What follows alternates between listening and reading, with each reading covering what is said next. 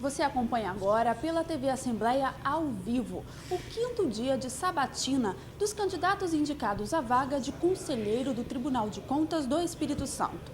A previsão é que 3 candidatos sejam sabatinados hoje. Nós vamos conhecer o primeiro candidato do dia, direto do plenário Dirceu Cardoso, com a repórter Larissa Lacerda. Larissa. Gabriela, o primeiro candidato a ser sabatinado nesta terça-feira é o contador João Alfredo de Souza Ramos. Por que o senhor quer ser conselheiro do Tribunal de Contas do Estado do Espírito Santo? O senhor tem 2 minutos. Ok. Bom dia a todos. Eu quero primeiramente justificar por que eu estou aqui e por que pretendo ser conselheiro. Eu quero dizer que a nossa entidade, da qual eu faço parte, o Conselho Regional de Contabilidade do Espírito Santo, foi convidado pela ONG Transparência Capixaba a apresentar um candidato. Apesar de nós termos hoje na atividade 14 mil profissionais no estado do Espírito Santo, o CRC me indicou que eu fizesse essa participação, considerando que via em mim algumas condições. Bom, aceitei a tarefa, entendo que ela é um pouco difícil, dado o número de candidatos, são 22 ao todo, mas a gente vai tentar equacionar, provar e mostrar aos nobres deputados que realmente nós temos condições, o Conselho Regional, de ter um representante dentro do Tribunal de Contas. De minha parte, acredito que a gente tem algumas propostas para o Tribunal de Contas, dentre elas, primeiramente, fazer com que o tribunal saia a campo, faça auditorias preventivas nas prefeituras, no próprio governo do estado, e abra a sua escola não só para os seus funcionários, mas também para os políticos, de um modo geral, que governam o nosso estado através do Poder Executivo Estadual e das prefeituras municipais e as câmaras de vereadores. Então, nós entendemos que essa é uma proposta válida e, de repente, quem sabe, se nós lá estivermos, a gente vai lutar para que isso se torne uma realidade. Obrigada pelas informações. Gabriela, é com você. Obrigada, Larissa. Eu ressalto ainda que todas as sabatinas são transmitidas ao vivo pela TV Assembleia, uma escolha da mesa diretora da casa. E os trabalhos são conduzidos pela Comissão de Finanças.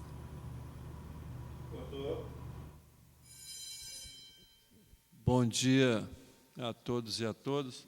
São 9h18. Eu gostaria, a número legal, e declaro aberto os trabalhos da Comissão de Finanças, Economia, Orçamento, Fiscalização e Controle e Tomada de Conta da Assembleia Legislativa do Estado do Espírito Santo. Mas, dando andamento à sessão, eu gostaria, em primeiro lugar, de pedir desculpa. Nós não chegou ainda o rapaz que controla o painel aqui do plenário, então nós vamos contar o tempo no celular do diretor das comissões dessa casa, Marcelo Ciano.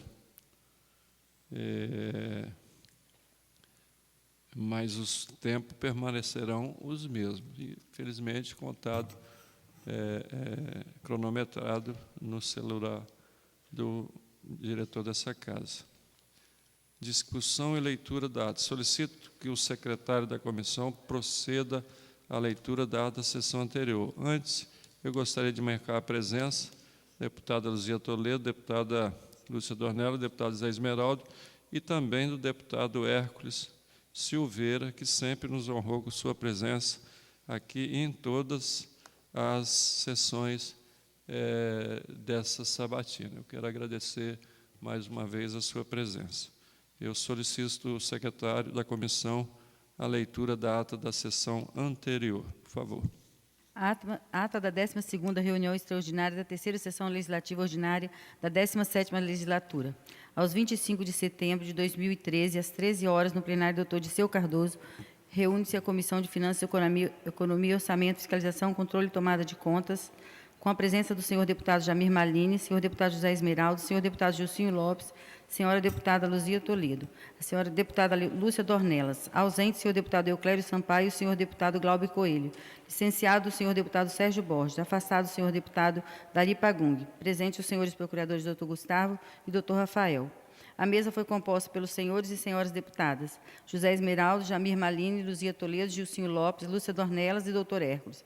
Havendo quórum, o senhor presidente deputado Ataíde Armandes invocou a proteção de Deus e declarou abertos os trabalhos da comissão e convidou a secretária que procedesse à leitura da ata da reunião anterior. A ata lida em discussão, encerrada em votação.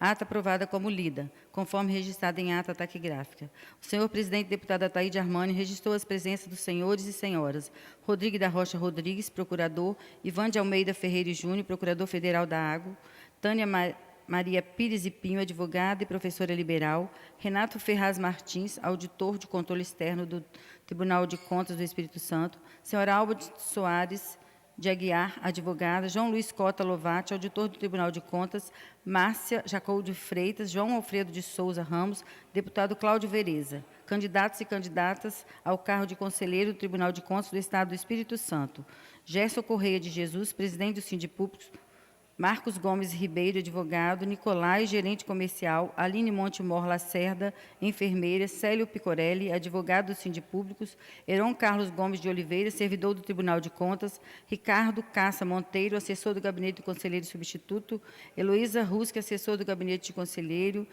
Douglas Dantas, diretor da Federação Nacional de Jornalistas, Sindijornalistas do Espírito Santo, Rosana Freitas, diretora do Sindipúblicos, Erleide Bragança Luna Vieira, secretária-geral do Sindipúblicos. Passou-se a ordem do dia. Ofício número 89 de 2013 do senhor deputado Sérgio Borges, encaminhando cópia do requerimento e atestado médico protocolado nesta Casa de Leis com fulcro no artigo 305, inciso 2, do requerimento interno, licença para tratamento de saúde no período de 25 de setembro a 9 de outubro do corrente ano. Diante do exposto, requeiro marcar nova data para a minha sabatina. Em discussão, encerrada em votação. Matéria aprovada por unanimidade. Requerimento da candidata ao cargo de conselheira ao Tribunal de Contas do Estado do Espírito Santo, Tânia Maria Pires e Pinho, brasileira divorciada, advogada inscrita na OAB, Espírito Santo, devidamente qualificada, vem respeitosamente na presença de Vossa Excelência informar e requerer. Eu estou candidata por indicação da mesa da Assembleia Presidente na data 18/9/2013, terça-feira, por motivo de fórum íntimo, compromisso inadiável, não compareci para a sabatina. Fase imprescindível na escolha do novo conselheiro do Tribunal de Contas do Estado do Espírito Santo. Eu represento o clamor das ruas, que pode ser comprovado com a minha história de vida. A participação popular foi, sem dúvida, uma abertura, uma legalidade, legitimidade. Roga a este douto presidente que aprecie o meu pedido de ser novamente convocada para a sabatina. A Vossa Excelência, minha consideração e respeito. Atenciosamente, o senhor presidente é pela aprovação do requerimento e coloca em discussão, encerrada em votação. Aprovado por unanimidade. O senhor presidente, deputado Ataíde Armani, concedeu a palavra ao senhor Rodrigo da Rocha Rodrigues, candidato ao cargo de conselheiro do Tribunal de Contas do Estado do Espírito Santo, para o uso da palavra por 10 minutos, prorrogável por mais 10 minutos, conforme registrado em ata taquigráfica. Logo após a fala do candidato, o senhor presidente deputado Ataíde Armani passou a palavra aos deputados inscritos para a pergunta, conforme registrado em ata taquigráfica. Fazem uso das palavras os senhores deputados e deputadas José Esmeraldo, Luzia Toledo, doutor Hércules e Ataíde Armani, conforme registrado em ata taquigráfica. O senhor presidente deputado Ataíde Armani suspendeu a sessão às 14h30 e reabriu às 14h42, conforme registrado em ata taquigráfica. Reabriu a reunião e concedeu a palavra ao senhor Ivan de Almeida Ferreira Júnior, na qualidade de candidato ao cargo de conselheiro do Tribunal de Contas do Estado do Espírito Santo. Faz uso da palavra conforme registrado em ata taquigráfica. O senhor presidente deputado Ataíde Armani passou a palavra aos inscritos para questionamentos. Fizeram uso da palavra os senhores deputados e deputadas José Esmeraldo, Luzia Toledo, Lúcia Dornelas e doutor Hércules, conforme registrado em ata taquigráfica. O senhor presidente deputado Ataíde Armani suspendeu a sessão às 15h23 e reabriu às 15h26, conforme registrado em ata taquigráfica. Concedeu a palavra ao senhor João Luiz Cota Lovati, na qualidade de candidato ao cargo de conselheiro do Tribunal de Contas do Estado do Espírito Santo. Faz uso da palavra conforme registrado em ata taquigráfica. O senhor presidente deputado Ataíde Armani passou a palavra aos inscritos para questionamentos. Fizeram uso da palavra os senhores deputados e deputadas José Esmeraldo, Luzia Toledo, Lúcia Dornelas e doutor Hércules, conforme registrado em ata taquigráfica. O senhor presidente deputado Ataíde Armani concedeu a palavra à senhora Alba Soares de Aguiar, na qualidade de candidata ao cargo de conselheira do Tribunal de Contas do Estado do Espírito Santo, por 10 minutos, com direito à prorrogação por mais 10 minutos, conforme registrado em ata taquigráfica. A senhora Alba Soares de Aguiar fez uso da palavra e, no final, requereu a renúncia de sua candidatura, conforme registrado em ata taquigráfica. Passou-se as comunicações, não houve nada mais havendo a tratar. O senhor presidente, deputado Ataíde Armani, encerrou a reunião às 16h17, convidando seus pares para a próxima, que será extraordinária, terça-feira, dia 1º de outubro, às 9h, no plenário do Dr. Disseu Cardoso, dessa Casa de Leis. E, para constar, é lavrada a presente ata, que, após lida e aprovada, será assinada pelo senhor presidente. Em discussão, a ata que acaba de ser lida. Não havendo discussão, em votação. Como vota o deputado Jamil Malini? Como lida. Deputado Zé Esmeraldo. Deputada Lucida Ornella. Deputada Luzia Toledo. Deputada Luzia Toledo.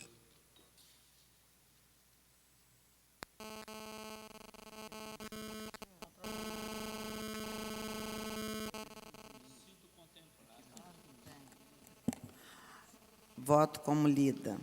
Eu também acompanho, aprovada por unanimidade. Se encontra presente Dr. João Alfredo de Souza Ramos, candidato, contador, advogado, auditor. Também Valci Gonçalves, candidato, contador do IOPS. Encontra-se presente também, acho que é a doutora Elizabeth Gonçalves, mãe de Valci Gonçalves. Valma Gonçalves Pividor, irmã de Valci Gonçalves. Cleidiane Natália Lopes, empresa e esposa de Valci Gonçalves, que nos honra com suas presenças aqui nessa casa. Ordem do dia. Na ordem do dia se encontra um requerimento da senhora Márcia Jacou de Freitas, candidata ao cargo de conselheira, solicitando adiamento de sua sabatina para a próxima semana, tendo em vista o compromisso inesperado de caráter de urgência, que impossibilita de estar presente na reunião marcada para o dia 1 e 2 de outubro. Quer dizer, ela está pedindo o adiamento de hoje e amanhã de ser sabatinada. Como nós já demos essa preferência às outras e colocamos também em apreciação, eu farei o mesmo. Em discussão, o requerimento da doutora Márcia Jacou de Freitas. Não havendo discussão, em votação. Como voto, deputado Jamil Malini. Favorável ao pedido da mesa, deputado Zé Esmeraldo. Voto pelo requerimento. Também pelo requerimento, deputada Lucida Ornelas. Favorável, deputada Luzia Toledo. Voto favorável. Favorável também. Aprovado. Marcaremos uma nova data da doutora Márcia Jacou de Freitas. Conforme eu gostaria de pedir, a gente, antes de passar a palavra ao primeiro candidato, mais uma vez me desculpar, inclusive com o mesmo doutor João Alfredo, que ele teria um pendrive para passar em segundo, né? Não é o primeiro que tem um pendrive, não, Marcelo? Não, vai ser o João Alfredo.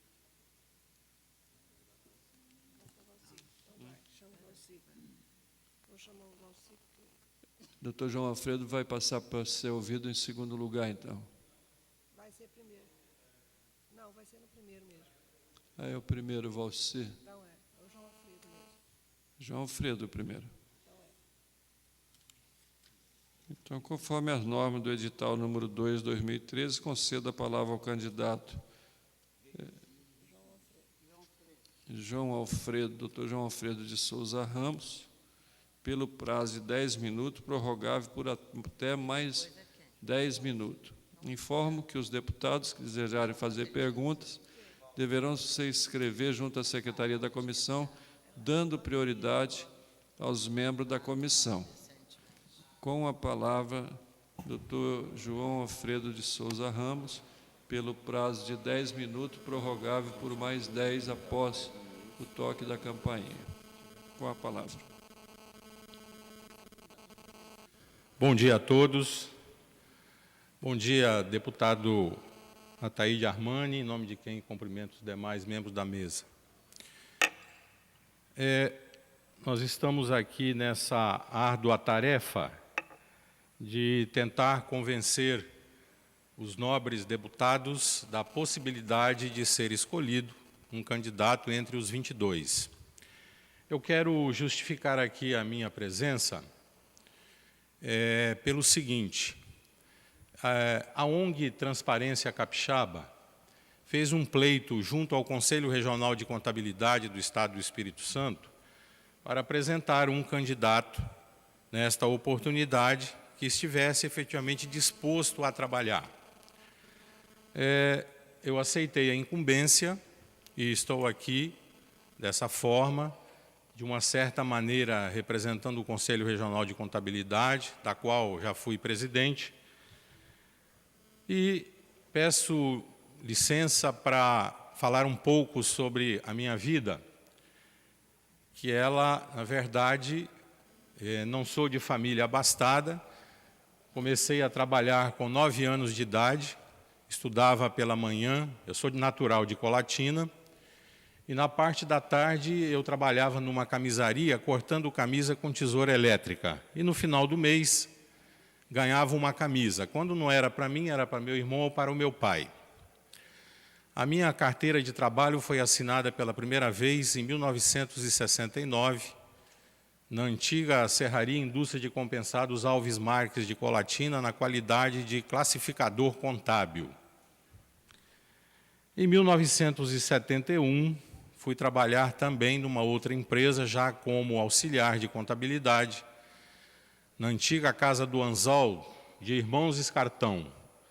Em 1971, surgiu uma oportunidade, eu consegui comprar um escritório de contabilidade, também na cidade de Colatina, e fiquei lá por muito tempo, nesse escritório, até por volta de 1995, quando resolvi dar uma guinada na minha vida, porque meus filhos começaram a fazer faculdade, uma estudava em Viçosa, a outra em Vitória, na UFES, e um rapaz na escola técnica, e resolvi dar uma guinada de 360 graus e vir para Vitória.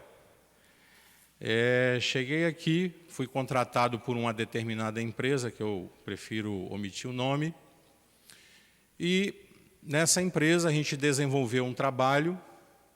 Mais tarde essa empresa foi negociada para um grupo de fora, e nesse meio tempo eu tinha um escritório de contabilidade muito grande, tenho até hoje. Chegamos a ter 120 funcionários.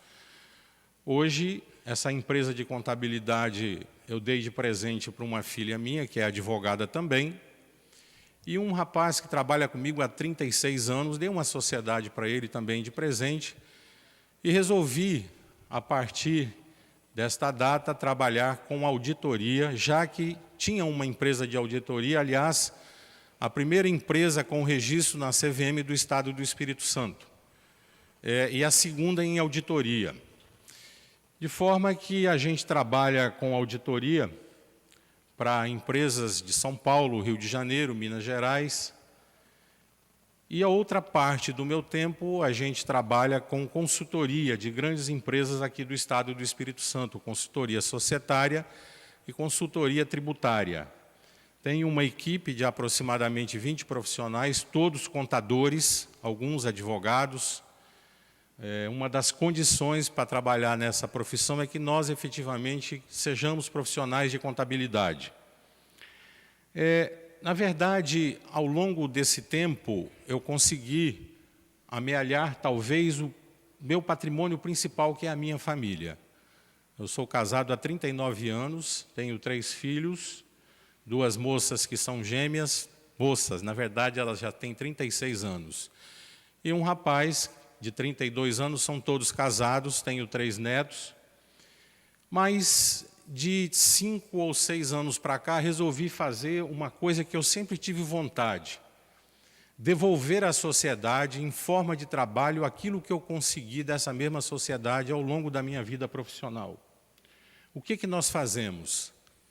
Embora existe um conselho de ética no direito, existe um conselho de ética na contabilidade, a gente procura sempre que possível ajudar entidades que estão aí em dificuldades financeiras, principalmente os hospitais filantrópicos, as fundações, que são obrigadas por força de uma legislação do Ministério Público Estadual, foi o ato normativo número 6 de 2005, que obrigou essas instituições a terem auditoria por auditor inscrito na CVM.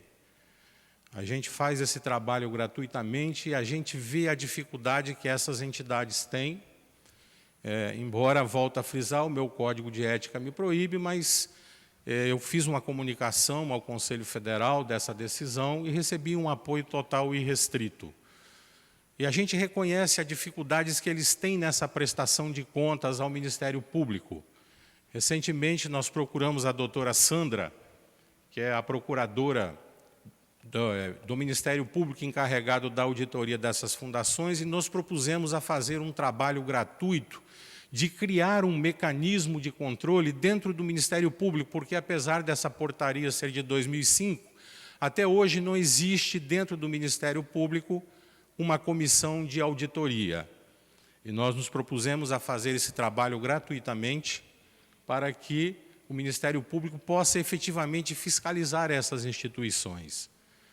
Bom, afora isso, a gente colabora a nível de Brasil. Eu sou palestrante do Conselho Federal de Contabilidade e a gente tira 2 ou 3 dias num determinado mês para fazer palestra Brasil afora sobre temas de contabilidade, sobre temas de Código Civil, sobre temas de auditoria. E mais precisamente a gente foca muitos estados mais carentes nessa área, principalmente relacionada ao agronegócio, os estados de Mato Grosso do Sul, Mato Grosso, Goiás, Rondônia, o Acre, até o Acre.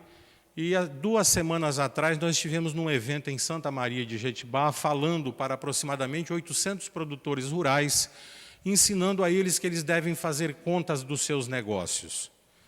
Então, esse trabalho a gente faz ele de uma forma gratuita, absolutamente não cobra nada, nada mesmo.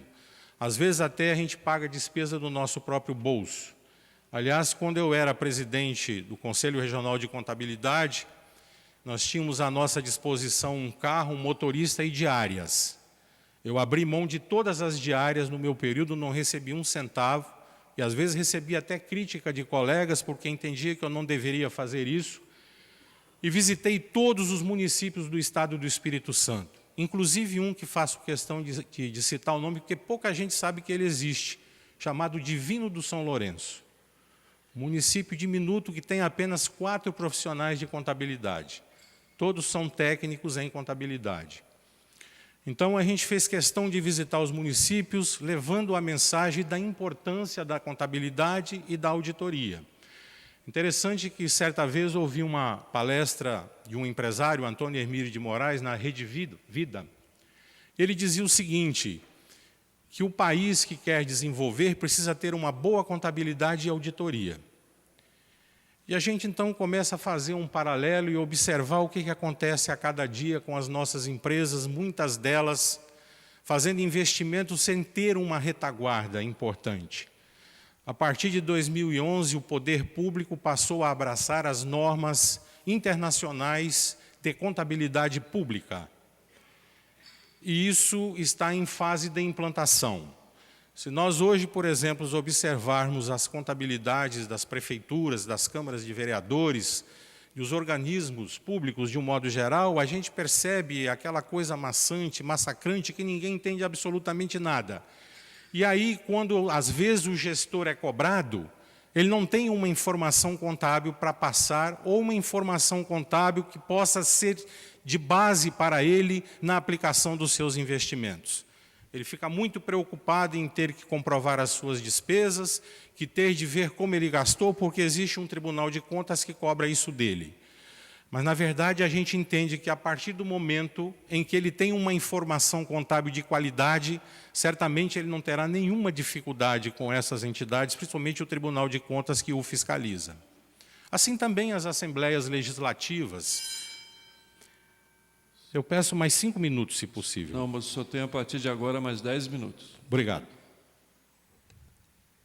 É tanta coisa para falar que a gente acaba... O tempo é muito pequeno, né? E professor fala muito. Eu fui professor muitos anos, então a gente tem por hábito falar. Mas voltando, então, a gente entende que isso é fundamental. Eu participo de muitas comissões do Conselho Federal de Contabilidade, também não é remunerado, é um trabalho voluntário. A gente recebe uma diária para pagar o hotel e a alimentação, mais nada.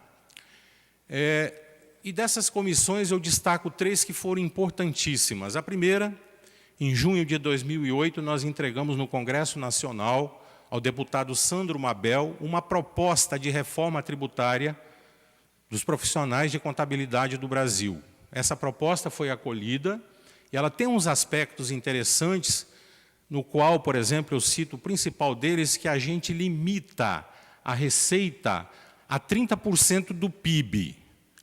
Obviamente, essa proposta foi bem aceita, nós a defendemos no Congresso Nacional, mas, infelizmente, essa comissão não foi adiante, mas nós temos essa proposta. Também participei da alteração do nosso decreto profissional, que é o 9295, que é de 1946. Nós conseguimos aprovar em tempo recorde, em regime de urgência no Congresso Nacional, então com o aval da ministra da Casa Civil, hoje presidente Dilma Rousseff, que é a Lei 12.249, que autoriza o Conselho Federal a realizar o exame de suficiência para os profissionais. E também participei da recente comissão que tratou da Lei de Lavagem do Dinheiro, que é a Lei 12.683/2012, que foi aprovada ano passado no Congresso Nacional, como proposta pela ONU, porque o Brasil é signatário do Acordo de Basileia. E lá, nessa lei, diz o seguinte, que as entidades de classe, onde houver entidade de classe, este regulará como o profissional se comportará. Então, nós participamos dessa comissão, elaboramos uma resolução que já foi publicada no Diário Oficial da União em 24 de julho, que é a Resolução 1445, e que, para nós, profissionais de contabilidade, entra em vigor em 1º de março de 2014. Com relação ao Tribunal de Contas, obviamente, a minha tarefa é bastante árdua, porque convencer os deputados é difícil, eu reconheço, mas nós estamos dando o primeiro passo. Essa abertura que a Assembleia deu, para nós, é significativa. Quem sabe que na próxima escolha nós não tenhamos uma lei que diga que os membros do Tribunal de Contas exercerão a sua atividade através de concurso público. Esse seria o ideal, quem sabe? Mas a gente observa, por exemplo, que o Tribunal de Contas ele tem os seus técnicos que efetivamente falam nos processos. E, às vezes, a gente acompanha via publicação das atas plenárias, né? Ele tem um site lá, o Tribunal de Contas, que publica, e a gente observa muitas vezes que o conselheiro, o relator principalmente, o seu voto é contrário ao técnico. E aí me recordo de um fato muito interessante, eu digo assim, até um pouco triste, na história do Brasil. Para quem se recorda de um caso que aconteceu há 4 ou 5 anos com a Prefeitura de Porto Seguro, a gente pode falar isso porque isso foi tornado público, e o ministro do Tribunal de Contas da União, ao examinar lá um determinado assunto, ele disse o seguinte, vou omitir o nome dele, ele é um ex-senador, vocês devem se lembrar. Ele disse o seguinte, que nem sempre o parecer do técnico deve ser considerado como ideal, porque o conselheiro tem outras informações que pode mudar este voto. Aquilo para a gente foi uma decepção total.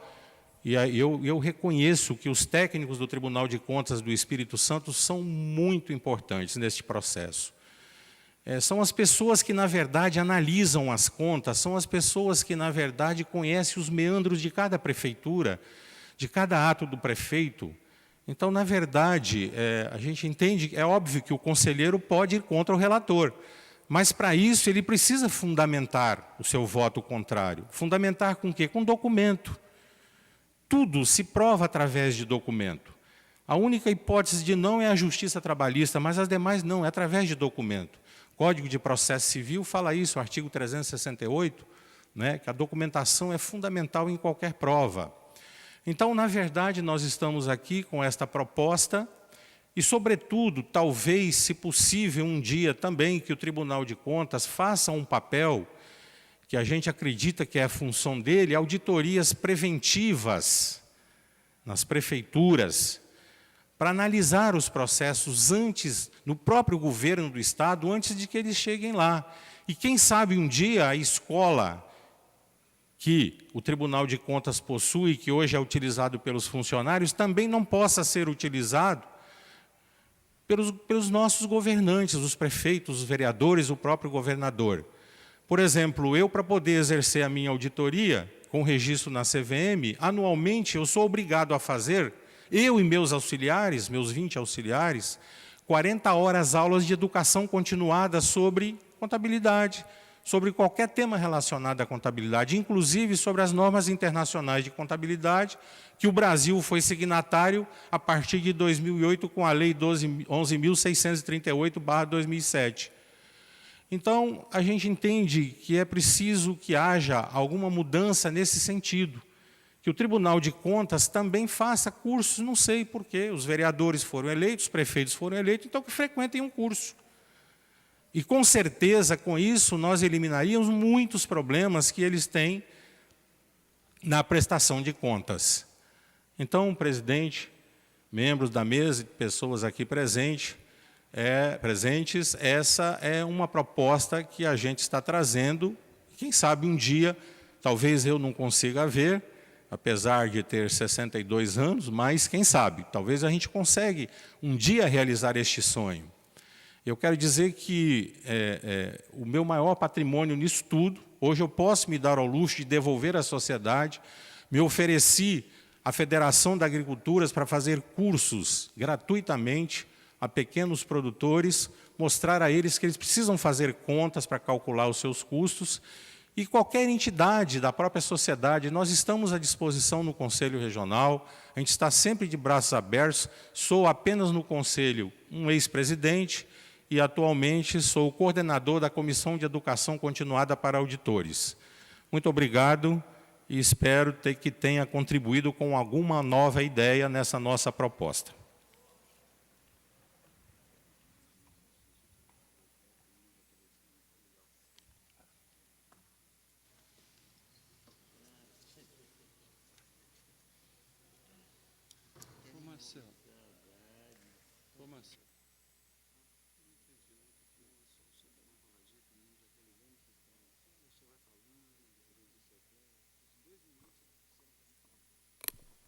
Gostaria de agradecer a explanação do Dr. João Alfredo, demonstrou sua capacidade e sua competência e conhecimento de causa. Quero também marcar a presença do deputado Euclério Sampaio, que também é membro efetivo dessa comissão. Se encontra, então, presente hoje deputado Zé Esmeraldo, deputado Luzia Toledo, deputado Euclério Sampaio, deputada Lúcia Dornella, deputado João Malini e esse presidente, que são membros efetivos dessa comissão. E a presença do deputado Hércules da Silveira, que também nos honra com a sua presença, que também tem todo o direito de questionar o candidato, terá todos os tempos e os prazos idênticos a qualquer membro efetivo dessa comissão. Após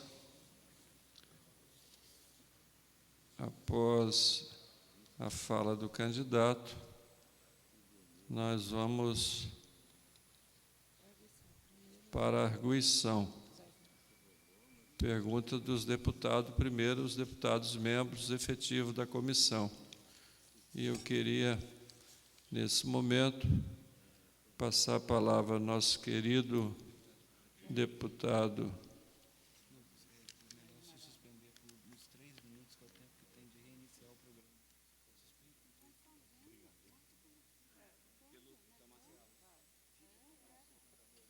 Gostaria de passar a palavra ao deputado Zé Esmeraldo, que também será cronometrado até a ligação da aparelhagem.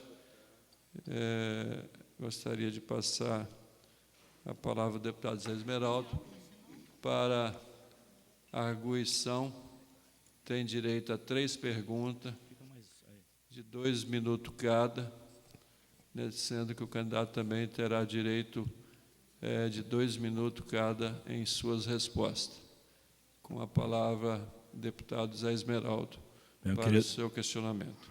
Queria dar um bom dia a todos, saudar a mesa, na pessoa do presidente Ataíde Armani, saudar a nossa deputada Luzia Toledo, Euclério Sampaio, Lúcia Dornelas e Jamir Malini. E também nosso amigo, doutor Hércules Silveira.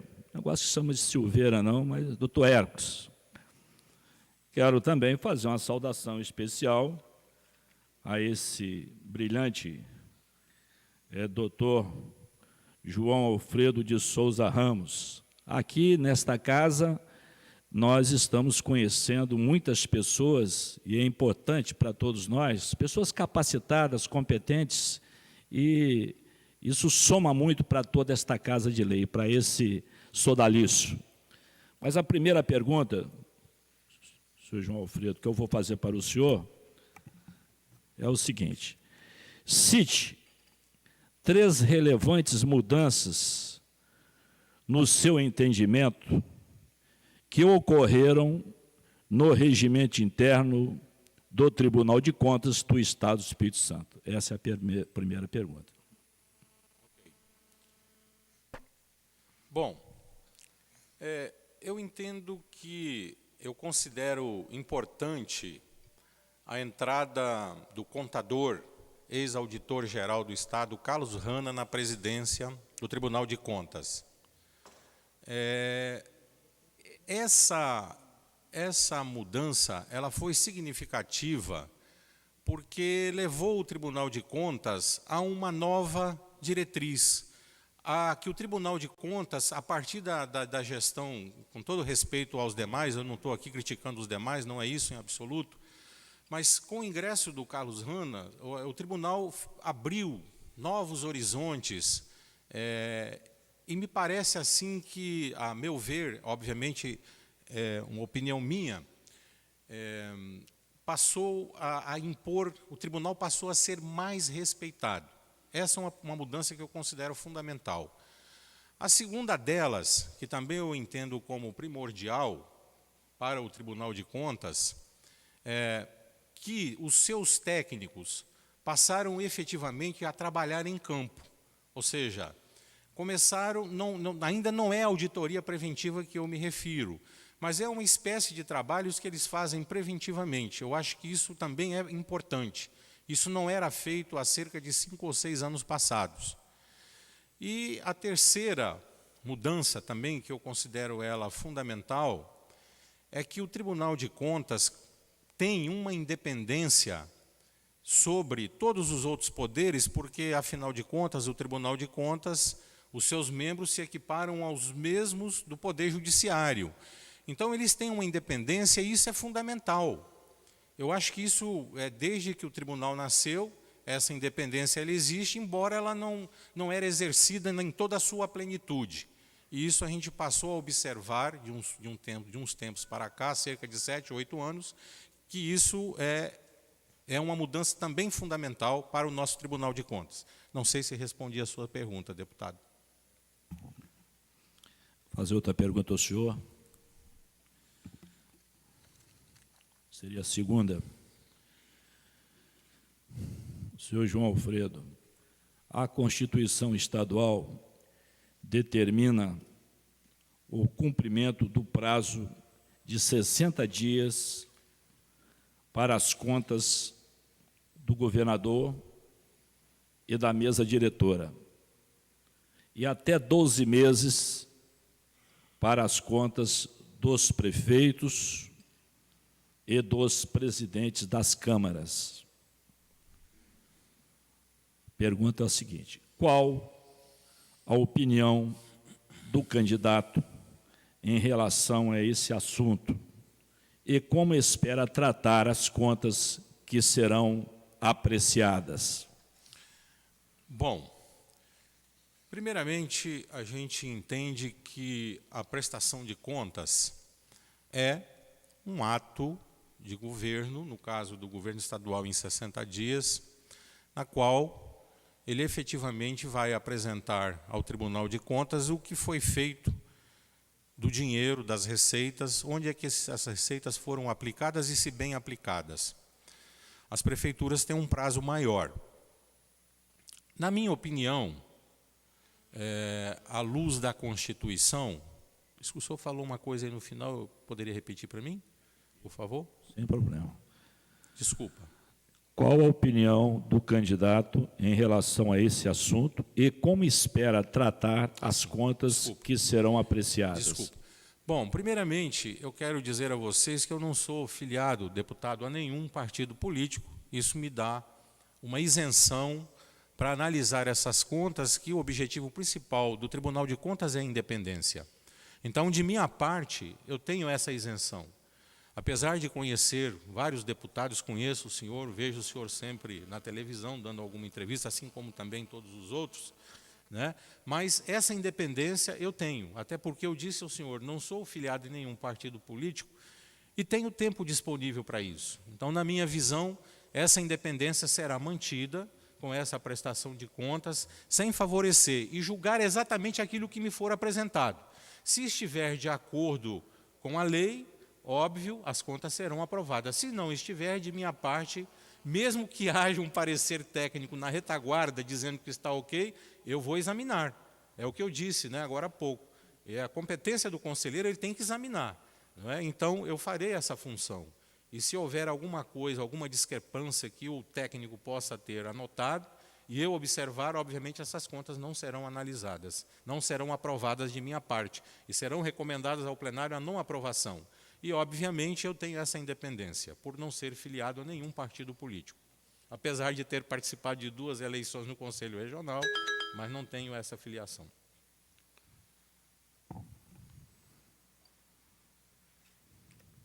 Independente de ser filiado ou não, nós temos que seguir a lei. Então, né?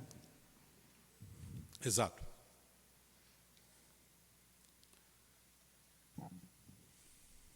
Às vezes é importante a gente ser pelo menos um pouquinho político, mesmo que não seja político lá na... Pergunta que eu vou fazer ao senhor, a última.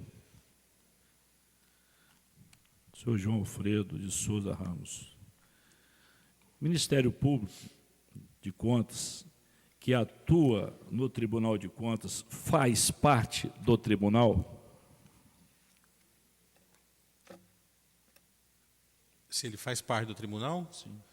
Bom, na estrutura do Tribunal de Contas que está disposto, né, ele faz parte, sim. Lá menciona o Ministério Público de Contas, e eu entendo que faz parte. Desculpe se eu errei. Ele faz parte e ele é importante, porque ele também tem que se manifestar, né?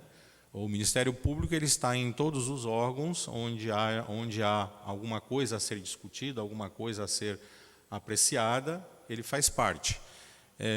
Inclusive, eu achei interessante que aqui na fase da apresentação de documentos, eu fui questionado pelo procurador desta casa, importante a observação dele, porque para comprovar o meu exercício de contabilidade, eu juntei apenas a minha carteira, né? Carteira do Conselho Federal de Contabilidade. Eu falei, não, o senhor tem que apresentar alguma prova de que o senhor faz, de que o senhor efetivamente exerce a profissão. Então, esses órgãos, eles são importantes. Até porque, se houver algum indício de crime durante esta prestação de contas, o Ministério Público ele tem que agir. Por isso é que ele faz parte, tem que tomar conhecimento daquela suposta infração que possa ter ocorrido e propor a competente ação penal, criminal ou civil, seja lá o que for. Ok? Respondi ao senhor? Queria agradecer as suas respostas. uma vez que nós fizemos todas as 3 perguntas que cada deputado... É isso, Lúcia? Vossa Excelência, que está olhando assim para mim com tanta, né, simplicidade. Então, presidente.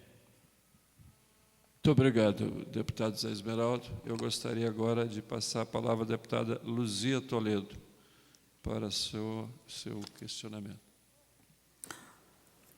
Gostaria de cumprimentar o presidente desta comissão, deputado Ataíde Armani, deputada Lúcia Dornello, deputado José Esmeraldo, deputado Euclério Sampaio, deputado Hércules Silveira, e cumprimentar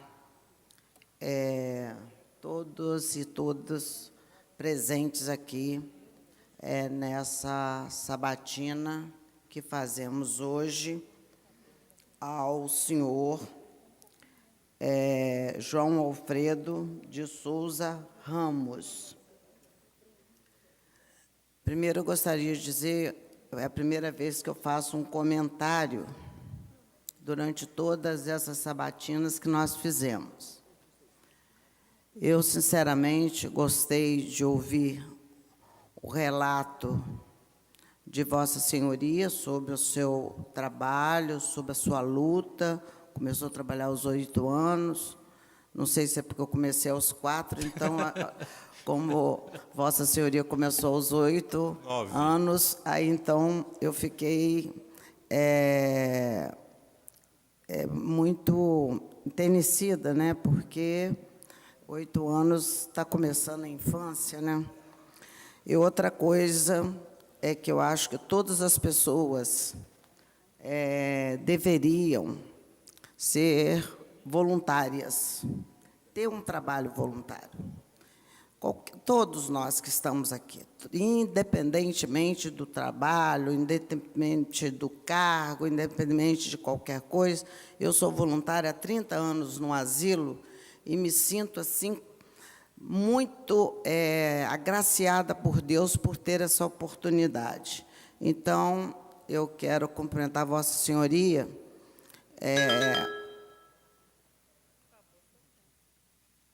Vou fazer minha pergunta. Então. Pode fazer, Luzia, fica à vontade. Fazer a pergunta, acabou meu tempo no comentário, mas eu faço essa pergunta e fico, já faço só uma pergunta. No artigo 5º do Código de Ética do Tribunal de Contas do Espírito Santo, cita 17 deveres a serem observados pelos membros do Tribunal de Contas, dentre outros previstos nas regras e princípios constitucionais e infraconstitucionais. Poderia Vossa Senhoria citar pelo menos 5? Bom, todo código de ética, em qualquer atividade que nós exercemos, seja na vida pública, seja na vida privada, ele é fundamental para o desenvolvimento daquilo que eu faço, daquilo que eu me proponho. Obviamente, o primeiro deles é ser diligente. Isso quer dizer o seguinte, que o conselheiro, ou técnico, o membro do Tribunal de Contas, ele tem que ser diligente. Diligente no sentido de trabalhar com zelo no exame dos processos que ele faz no dia a dia. Lá também deve estar bem claro e escrito que ele tem que ter independência. Então, essa independência dá a ele, efetivamente, um poder muito interessante, porque ele, ao examinar a prestação de contas ou qualquer outro processo que ele esteja no exame ou que o conselheiro esteja relatando, né? Então, ele tem que ter independência suficiente para poder cumprir com o seu dever ali enquanto conselheiro ou enquanto técnico. Deve também manter sigilo daquilo que ele vê, obviamente, fora do tribunal. Não fica bem para o conselheiro ficar relatando, né, para fora do tribunal o que ele observou. Obviamente que algum processo, posteriormente, ele cai em domínio público, porque, como disse o deputado José Esmeraldo, lá existe um Ministério Público para tomar as suas... Tempo. Tempo é que mata a gente, desculpa. E deve também ser cumpridor do seu dever de conselheiro. Ou seja... Desculpa. Continua a resposta. Então, significa dizer o seguinte, ao julgar um processo, ele tem que aplicar a lei. Eu estava aqui, um dia desse, vendo uma participação de um candidato, onde o deputado Ataíde Rahmani perguntou a questão, nós temos uma Constituição e temos uma resolução, qual você deve seguir? Obviamente, a Constituição, ela está acima de tudo. E a resolução, ela poderia servir apenas como um parâmetro. Então, o conselheiro, na hora que ele está examinando o processo, ele tem que ter conhecimentos constitucionais. Isso faz parte da sua formação ética. Ele tem que ter conhecimentos jurídicos, faz parte da sua formação ética. Então, ele tem que aplicar esses princípios jurídicos para poder, com discernimento, dar o seu parecer. E a gente entende ainda que, por último, ele tem que ter respeito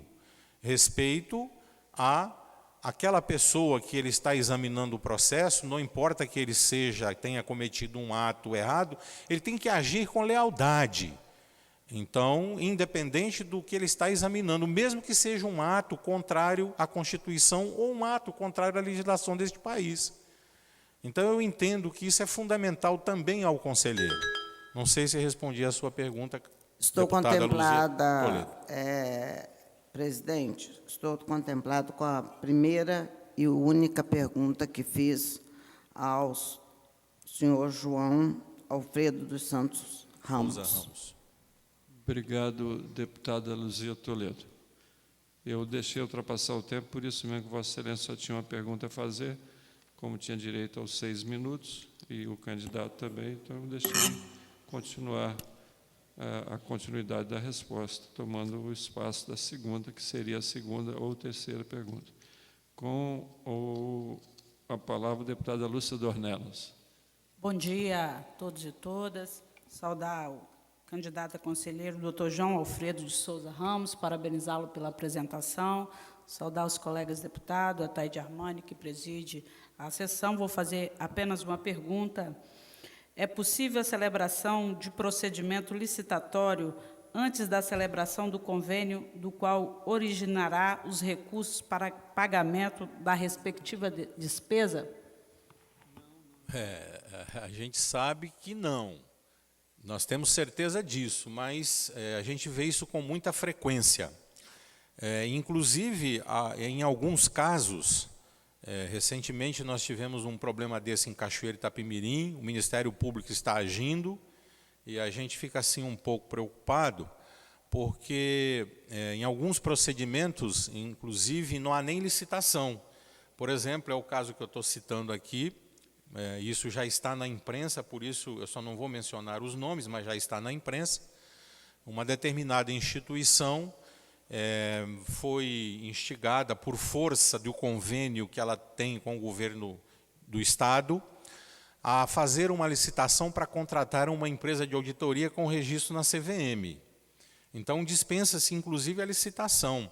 Nós fizemos um contrato, recebemos a primeira parcela, mas não conseguimos realizar a auditoria, porque não nos foi apresentado nenhum documento para tal. E nos contratos de auditoria, obviamente, a gente coloca uma cláusula de um pagamento antecipado, que varia de 20% a 30% do valor do contrato. Então, quer dizer, na verdade, não pode. A gente sabe que, primeiramente, obviamente, tem que haver o ordenamento da despesa e depois faz o processo licitatório. Mas a gente vê com muita frequência isso ocorrendo ao contrário. E isso, inclusive, é motivo para que um conselheiro, num exame desse processo, faça a observação. E, se possível, mostrar ao prefeito, ao vereador, ou ao próprio governo estadual, que aí há um erro. Essa é a minha opinião. Desculpe se não respondi à senhora. Não, com certeza respondeu muito bem respondido. Eu fiz essa pergunta porque é constante, né, na imprensa, e também a gente vê, né, os gestores, na ânsia de fazer o processo andar, acaba cometendo esse equívoco que passa praticamente a ser normal, mas, né, o senhor respondeu com muito brilhantismo. Gostaria de passar a palavra ao deputado Euclério Sampaio.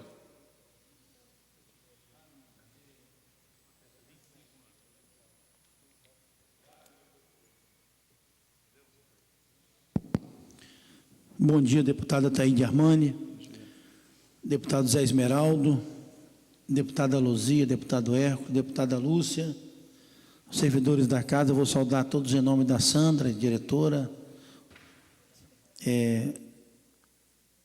doutor João Alfredo, a todos que nos assistem. Eu quero fazer só uma pergunta, doutor João Alfredo. O que o senhor acha de um gestor público,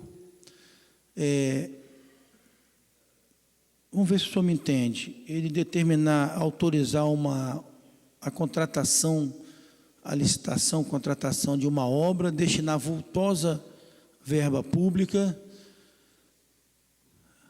e depois de toda essa verba ser gasta, paralisar essa obra e não dar destinação alguma? O que o senhor entende por isso? Bom, o senhor está dizendo que isso não acontece no Brasil, né? Isso não acontece no Brasil. É interessante essa pergunta, porque, na verdade, a gente vê isso a cada dia que passa, inclusive no estado do Espírito Santo, infelizmente. A gente pode citar a obra do aeroporto, que já consumiu um rio de dinheiro. A gente pode citar a rodovia do contorno. Essa rodovia do contorno tem 20 anos e ela não fica pronta. Então, apenas para citar duas obras importantes, a gente tem recentemente aqui a obra do cais aqui da Enseada do Suá. O que acontece na verdade? Na verdade, é o que eu disse agora há pouco. Há um processo licitatório, às vezes não há verba, e o que a gente observa é que a maioria dessas obras, desculpe o que eu vou dizer aqui, mas é o que eu penso, né, são obras eleitoreiras. Olha, nós vamos fazer isso, vamos gastar tantos milhões, e elas acontecem muito em período de eleição. Eu penso que esse gestor, ele deve responder, não só perante o Tribunal de Contas, às vezes até cobrar dele um processo criminal, porque ele usou recurso público e a obra não foi concluída. Ele prometeu, ele disse lá no processo licitatório que seria concluído em tal prazo. Eu penso dessa forma, talvez eu esteja enganado, talvez esteja querendo mudar o Brasil, mas é difícil isso. Mas eu acho que ele deve ser responsabilizado criminalmente também, porque, afinal de contas, ele usou recurso público e a obra não foi concluída. E que recurso? De onde, às vezes, saiu este recurso? Eu agradeço a resposta do senhor, mas tem a questão do Cais das Artes, tem do aeroporto, mas eu estava me referindo ao Porto Fantasma, que ninguém enxerga nada, mas foi mais de 25 milhões, fora desapropriações, e é o paraíso, o Espírito Santo é o paraíso. E nosso Tribunal de Contas, lamentavelmente, ainda não enxergou. Obrigado, senhor presidente, estou devolvendo a palavra. Obrigado, deputado Euclério Sampaio. Não tendo mais membros efetivos da comissão a fazer seu questionamento, eu passo agora a palavra ao deputado doutor Hércules para os seus questionamentos ao candidato. Com a palavra, deputado.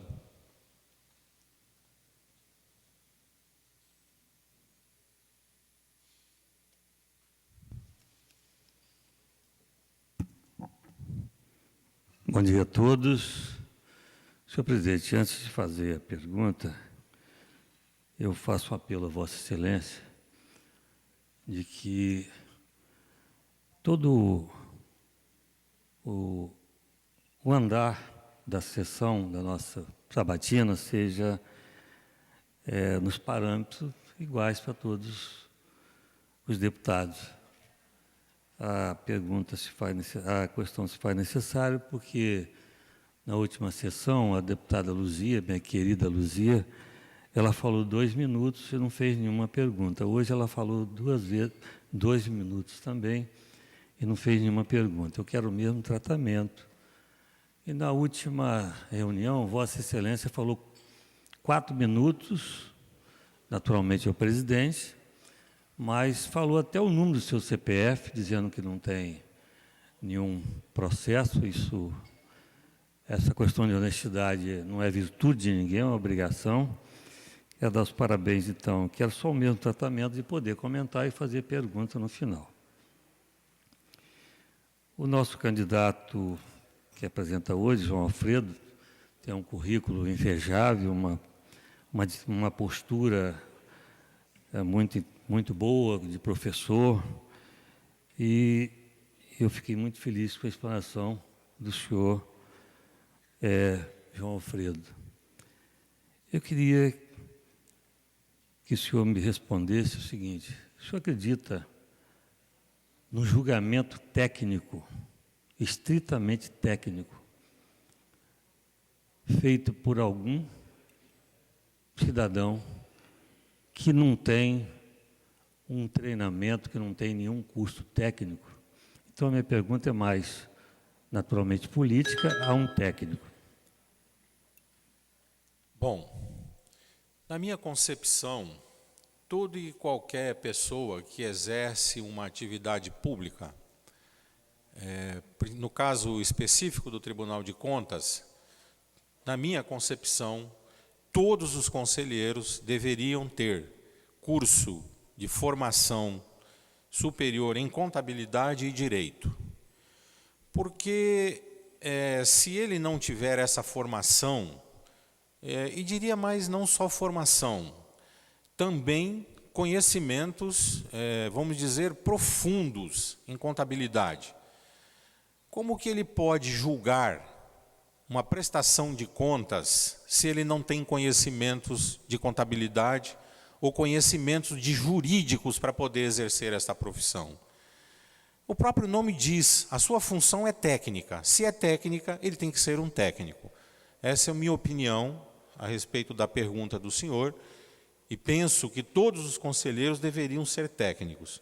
Daí, o que eu disse agora há pouco, sou favorável a concurso público para o cargo de conselheiro do Tribunal de Contas, mas que nesse concurso haja essa previsão, ele tem que ter essa formação, sob pena de não ter assim, não isenção, não digo isenção, mas não ter conhecimentos técnicos para poder discernir se aquela prestação de contas está correta, se ela tem alguma improbidade, se ela tem alguma coisa que levaria à não aprovação pelo plenário. Não sei se respondi a sua pergunta, deputado, mas o meu pensamento é esse. Obrigado. Obrigado. Gostaria de lembrar também que foi dito muitas vezes aqui, e parece que existe uma preocupação muito grande de quem seria o pai da criança da abertura de conselheiros, de candidato a conselheiros que não seja deputado. Não tem nenhum pai da criança aqui. O mais importante é a criança, não o pai.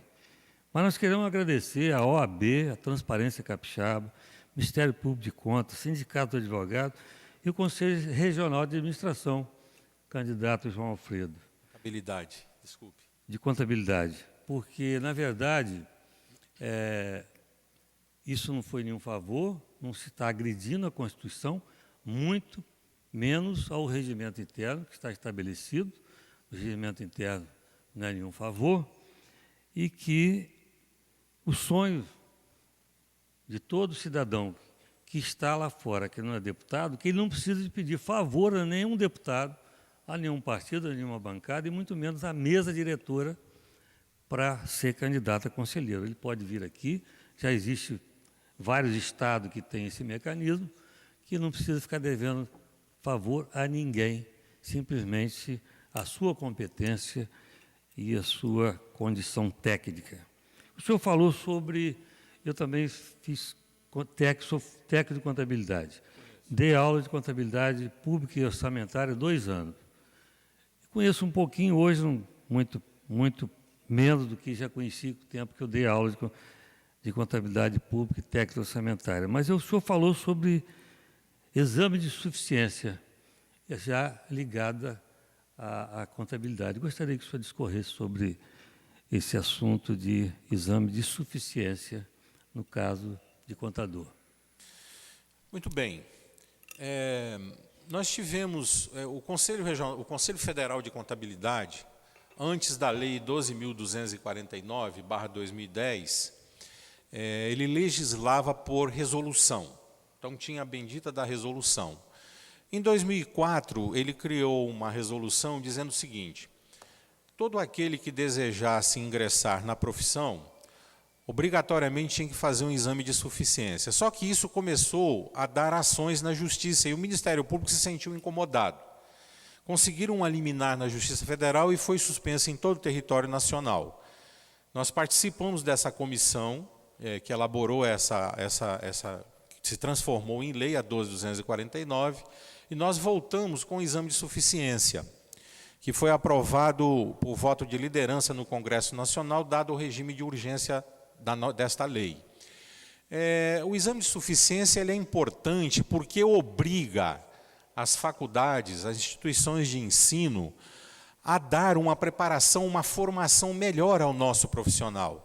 Tanto é verdade que os primeiros exames de suficiência, o nível de aprovação não passava de 20%. Depois que isso tornou-se obrigatório, as faculdades começaram a ver isso com outros olhos e a formação melhorou. Ou seja, essa filtragem que o profissional se submete, ela é importante.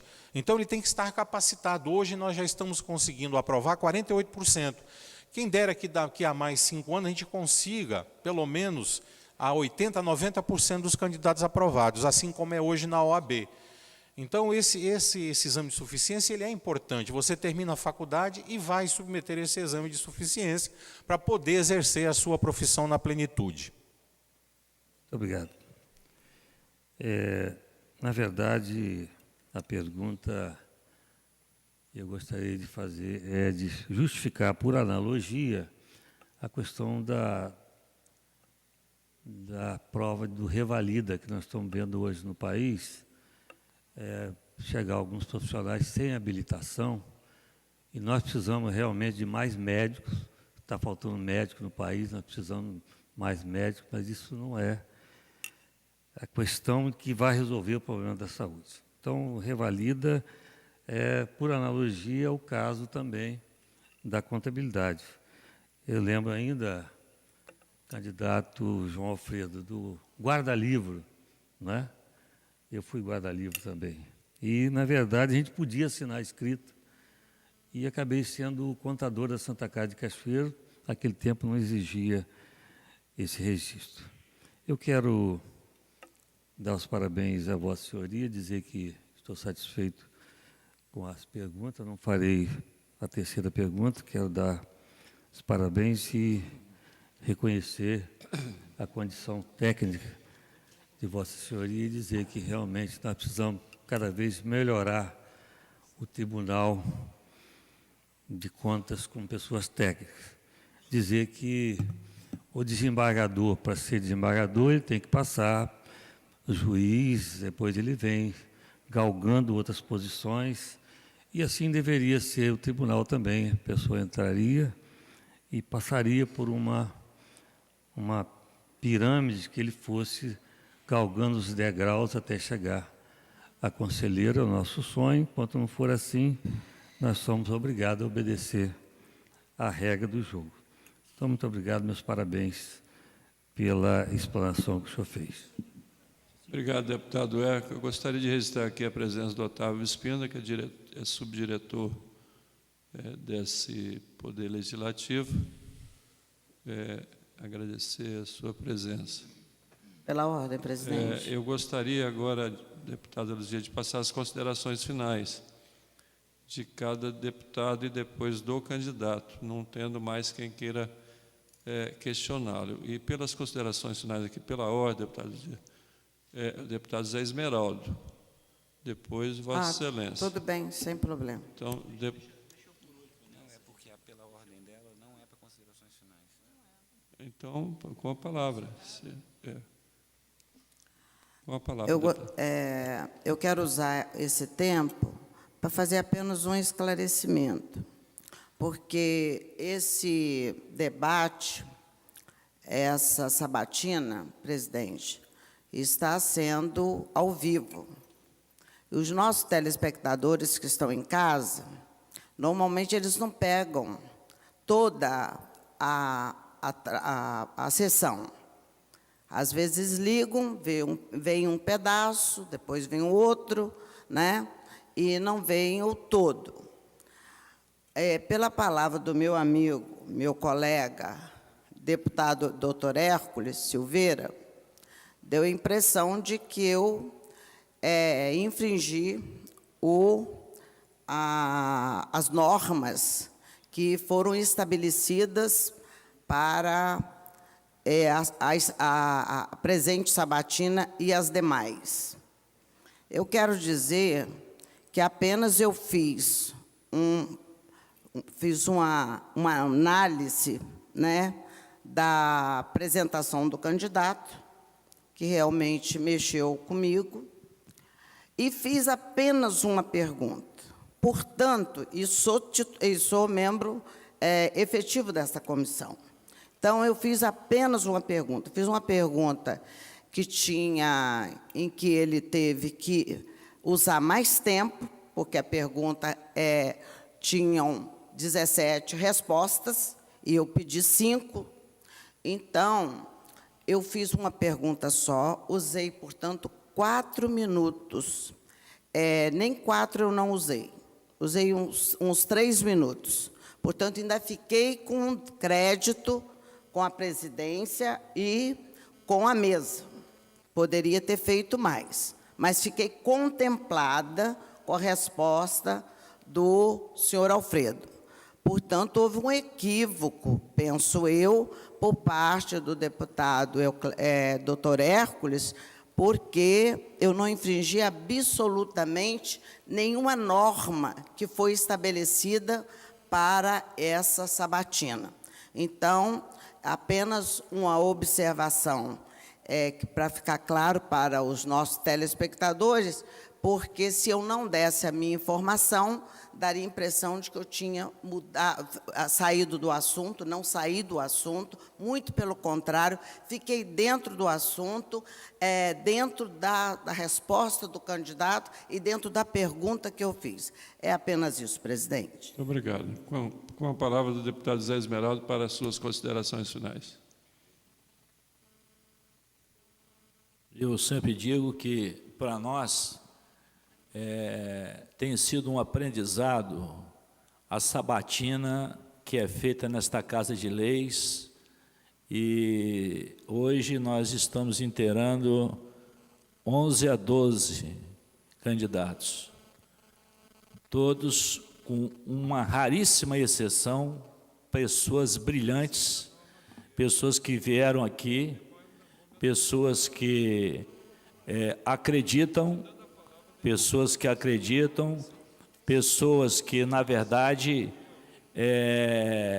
são corajosas, coragem, porque não é fácil ser sabatinado, e cada dia que passa, cada sessão nossa aqui nesta casa, no que tange a sabatina, a gente fica realmente impressionado com o nível dos candidatos. Hoje nós temos o candidato aqui, que foi sabatinado agora, eu sou João Alfredo, pessoa que a gente sente é um homem culto, competente, e que, se realmente estivesse na corte, estaria ali fazendo um grande trabalho, porque ele é capacitado. Era isso que eu tinha a dizer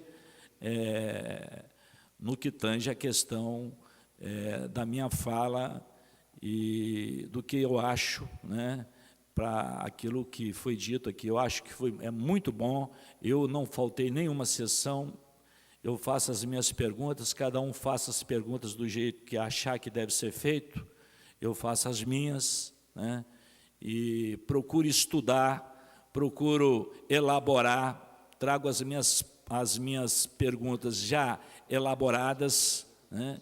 E procuro, dentro do possível, seguir aquilo que manda aquela orientação, aquela orientação que tivemos de todos os deputados, principalmente aqui do presidente amigo Ataíde Armani. Obrigado, deputado Zé Esmeraldo. Com a palavra, a consideração final, deputada Luzia Toledo. Eu já fiz as minhas considerações finais na minha colocação anterior, mas agradeço a Vossa Excelência por estar seguindo as normas que foram estabelecidas para essa sabatina. Portanto, já estou contemplada e faço das palavras do deputado José Esmeraldo as minhas. Com a palavra, a deputada Lúcia Dornella, para suas considerações finais. Estou contemplado, senhor presidente. Deputado Euclério Sampaio. De igual forma que a deputada Lúcia Dornelas, eu me sinto contemplado com as palavras do deputado Zé Esmeraldo. Com a palavra, doutor Hércules, suas considerações finais. Senhor presidente, antes de mais nada, eu quero dizer que eu não fiz nenhuma, não me dirigi nada que a deputada Luzia tenha feito antirregimental. A única coisa que eu solicitei foi o tratamento isonômico, ou seja, na sessão passada, a deputada falou 2 minutos e não fez pergunta. E eu, quando quis fazer comentários, eu fui impedido pela presidência de fazer comentário. Isso está na taquigrafia aqui, é só consultar. Então, o meu apelo foi esse. Não foi nada de antirregimental, coisa nenhuma. Com muita delicadeza, a minha querida amiga Luzia falou que eu não sou da comissão. Isso é verdade que eu não sou da comissão. Agora, se eu não puder, se eu não sou da comissão, se eu não puder fazer nenhum comentário, ou se não puder fazer nenhuma pergunta, não tem problema. Eu saio daqui hoje, não vou ficar sentado assistindo lá embaixo. Mas, na verdade, eu quero também expressar a última sessão também, quando terminou a candidata Alba Valéria acabou de falar, falou algumas coisas verdadeiras, outras coisas, eu não sei se a Assembleia deveria ter respondido, mas só a deputada Lúcia Dornella pôde fazer um comentário rápido, pediu pela ordem, ela falou, defendeu o candidato Vereza, que é um deputado do partido dela, e é um excelente deputado, é um excelente nome para conselheiro também, não é um técnico, é um político, mas é um excelente colega que nós temos aqui. Mas foi assim, foi feito isso, e eu assisti aqui. E quem quiser consultar a filmagem, a taquigrafia, vai olhar que foi isso. Então, o único pedido, deputada Luzia, foi esse. Não foi nada dizer que Vossa Excelência estava fazendo nada, Vossa Excelência não entendeu o que eu quis dizer. Eu me dirigi ao presidente dizendo que eu queria o mesmo tratamento que foi dado a Vossa Excelência. E hoje também, mais uma vez, Vossa Excelência falou 2 minutos e não fez pergunta. Eu acho que nós queremos também fazer esse comentário. Se eu só posso perguntar, ou se eu só posso fazer comentário, ou se pode ser uma coisa mista. É a nossa fala. Eu quero agradecer e dizer que realmente eu não sou da comissão, mas eu estou aqui preocupado com o futuro conselheiro e eu quero ver se vai ser verdade mesmo, se não vai ser um deputado, se vai ser um conselheiro, um candidato de fora. Muito obrigado. Antes de passar a consideração final ao candidato, eu também, como deputado, eu gostaria de dizer, meu querido amigo, deputado Hércules, eu estou presidindo, e com muita honra, essa comissão. É uma comissão que não tinha normas regimentais, nós precisamos criá-las, não tinha tempo, é um momento atípico que a Assembleia Legislativa está vivendo, que essa comissão está vivendo, até porque Eu acho que é pela primeira vez que temos aí 22 candidatos a conselheiro do Tribunal de Contas. Nós precisamos se desdobrar aqui para estar dando igualdade de condições a todos os candidatos. E nós estamos fazendo. A direção das comissões dessa casa, todos os funcionários que trabalham na Comissão de Finanças, nós estamos procurando fazer o melhor possível para ser o mais democrático possível. Quanto aos deputados, o deputado Hércules, ele preside comissão nessa casa. Ele preside, e ele sabe como é presidir uma comissão.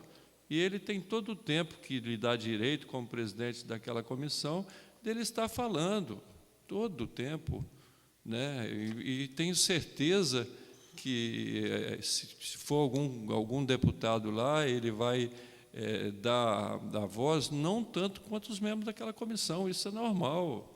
Eu só quero que ele entenda que nós estamos procurando fazer o possível, né, para que a gente seja democrático, para que a gente seja correto, para que a gente seja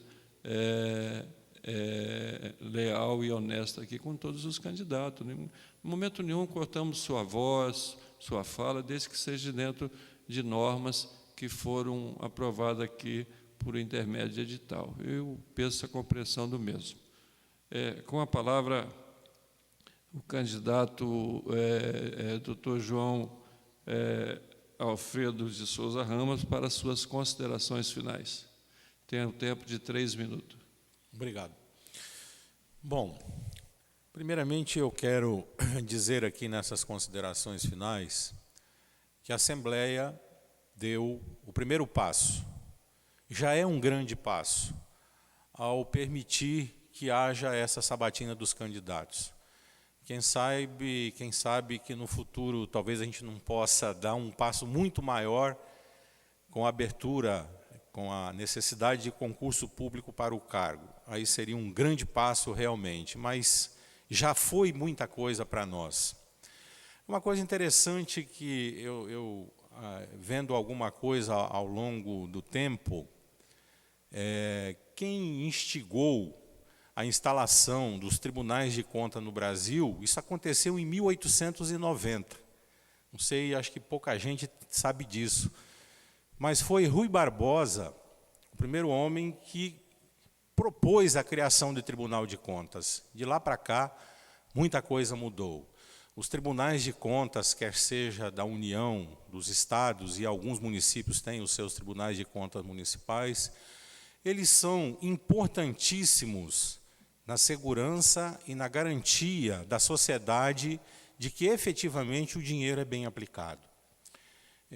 Eu vejo muitas vezes alguma crítica e ela não é construtiva, e digo sempre o seguinte: se você criticar, você tem que ter uma base para fazer essa crítica. Então a gente vê os poderes constituídos recentemente. Aliás, eu até gostaria de perguntar se fosse possível, mas não é. O que sobrou daquelas manifestações? Na minha memória, apenas baderna. Eu entendo que qualquer manifestação ela tem que ser com um ato de civilidade. E nós temos que mostrar o que nós efetivamente queremos. Então, nós estamos protestando contra o quê? Contra o governo, contra a aplicação de verbas, contra o desmandos dos poderes constituídos, contra o desmandos dos deputados, contra o desmandos de prefeitos. Na verdade, não foi isso que aconteceu. Então, pouca coisa sobrou na minha visão. Eu acho que nós temos direito de protestar, mas protestar com civilidade, respeitando, sobretudo, os nossos poderes constituídos. Porque a partir do momento que isso não acontece, vira bagunça. E isso não é importante para ninguém, nem para a sociedade, inclusive. Então, eu penso que o Tribunal de Contas tem esse papel e, quem sabe, um dia ele possa efetivamente, o seu corpo de conselheiros, porque os técnicos já são efetivamente técnicos, os que estão na retaguarda, todos eles sejam efetivamente, que tenham conhecimentos técnicos suficientes para poder discernir o que para eles é apresentado. Eu agradeço essa oportunidade. Muito obrigado. Muito obrigado, doutor João Alfredo de Souza. Inclusive, o tweet de hoje vem vem o Alexandre Medina colocou: o gigante acordou, desligou o despertador, virou para o lado e dormiu. É o que ele postou hoje no Twitter. Marcela, a pedido da TV, eu vou agora voltar a palavra à direção da TV Assembleia para que ouça o candidato. 2 minutos, né? 5 minutos. 2 minutos, 5 minutos.